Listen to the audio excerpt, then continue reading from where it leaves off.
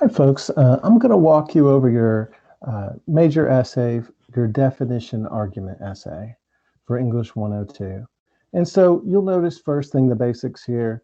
You're basically doing an extended definition essay on the meaning of a word that you're going to choose. You're going to use examples from your own research on the term or the word, your own life experience and observation, and the dictionary. So this essay must be between 500 to 800 words. That's about 2 to 4 full pages in length. That's not counting your title or references page. And that's a double space, Times New Roman, 12-point font, according to APA. You will include a references page in APA format as well. And remember, you're writing a research folder, your resources on your Blackboard page will walk you through and remind you of all those requirements. So do use that. What's the purpose of this essay? So this essay is designed to let you explore the definition pattern of essay development.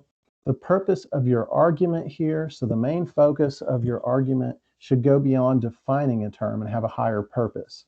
But the definition of a term should predominate your idea development. So this means that your definition of the term pretty much is your main argument, and that's going to be the bulk of what your essay is about.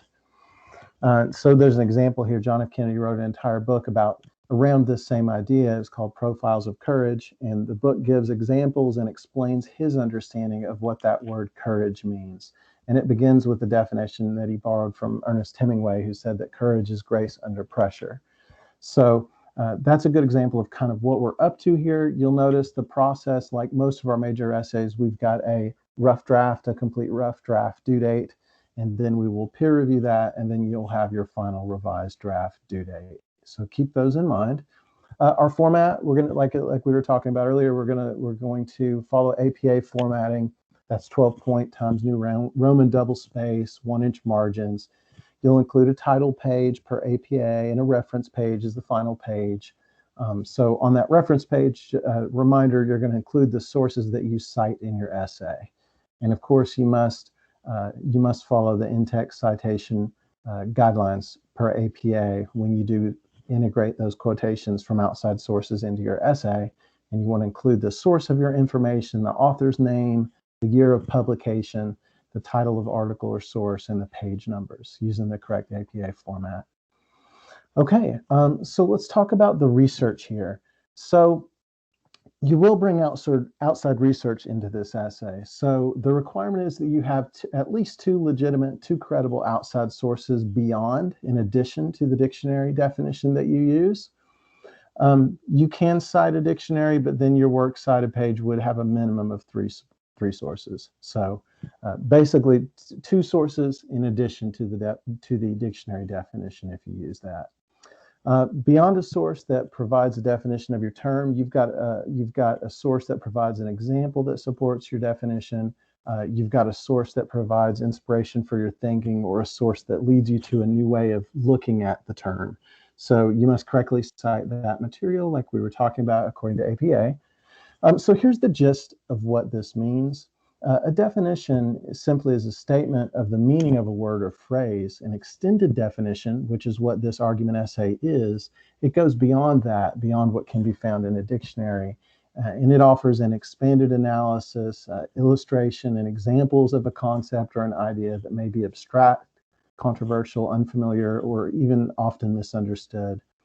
There's no single method for developing and organizing a paragraph or essay by extended definition. We've got an outline that I'll show you at the bottom of this document that I think will be helpful.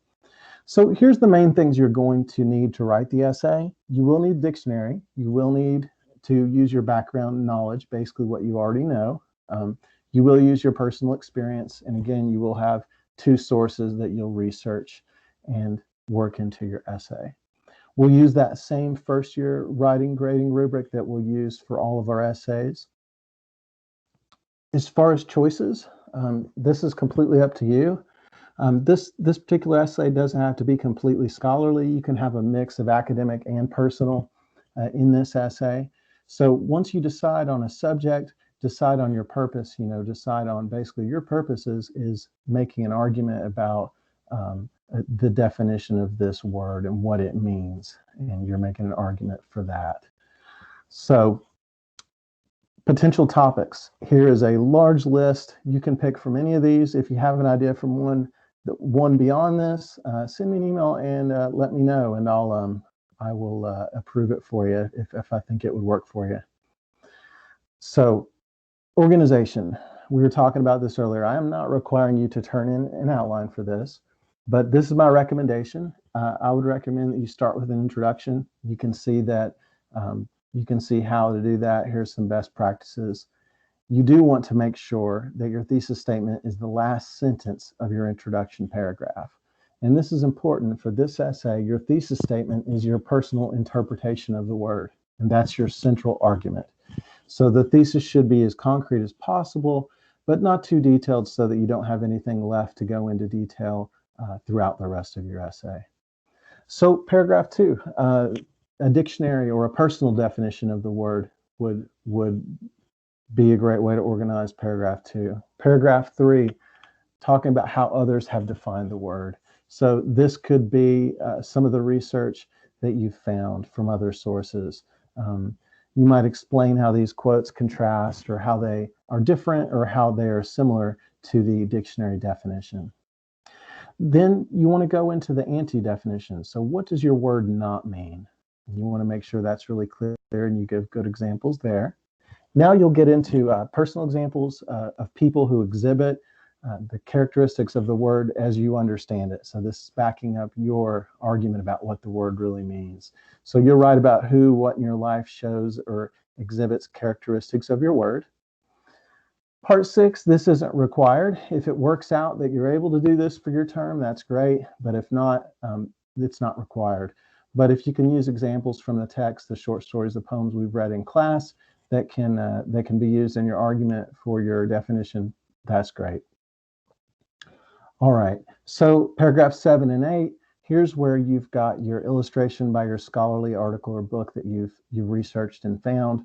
So you'll research and explain who and what exhibits characteristics of your word, and you'll include the source of your information here. And of course, you want to integrate and cite sources per APA format. And lastly, you've got your conclusion. So your conclusion wraps up the essay and reinforces your main ideas and the image your reader should have of what your word means once they finish your essay. This is optional. This brainstorming sheet, this is something that if you're having trouble getting started, this is something by all means you're welcome to use. I won't require it. I won't take it up, but if it's helpful for you, by all means use that. And folks, that is the gist of it. If you have any questions that you want to ask your peers, feel free to ask each other in the water cooler section. If there's questions you'd like to ask me directly, please feel free to email me. Let me know. Thank you.